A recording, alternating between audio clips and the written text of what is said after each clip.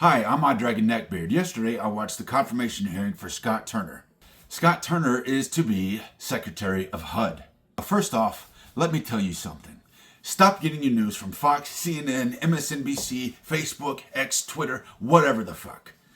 Download the C-SPAN app.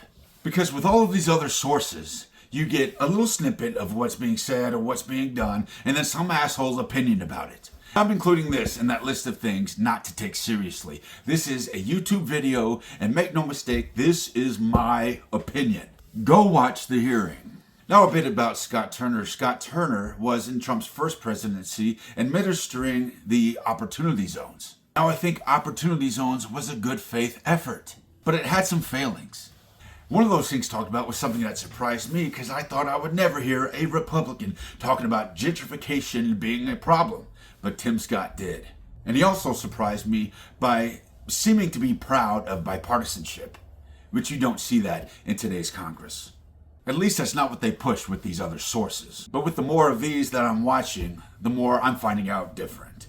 Now, Opportunity Zones were the first federal development program to use capital gains tax incentives as a mechanism to drive behavior.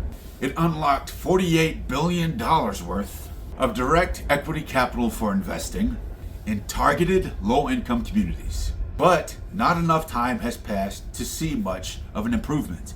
And critics of the effort are saying that the money is being invested in areas of these zones that are already experiencing financial growth. This pushes out low-income families that are often dependent on SSI or disability.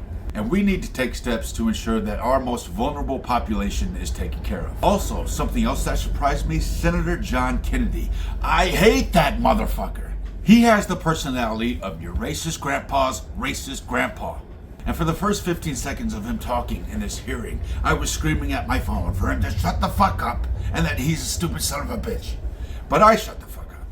And I listened, and his idea was pretty good. Incentivizing states and local governments to invest in their own housing problems. That's a pretty good idea. But he's still an asshole. And you did have your partisan hacks here and there talking about the previous administration and the future administration and what they did and what they should have done and whatever. But I was generally surprised at the bipartisan nature of this committee. Pleasantly. And as far as Scott Turner himself, I was pleased by his character. He seemed like a genuinely good man. He made it a point to tell every council member that it was a pleasure to speak to them prior. And he does seem like he genuinely wants to help. So I would say of Trump's cabinet picks, his being picked is less scary. And if there's any member of Congress watching this, there isn't, but if there were, if somebody had a football career or whatever sports career in the past, I don't give a fuck about that. I want to know what they're going to do and how they're going to help. That's it. Because no matter how much you or he tries to word it, being a football player does not qualify you for this position at all. Does he have other qualifications? Yes, he has other qualifications.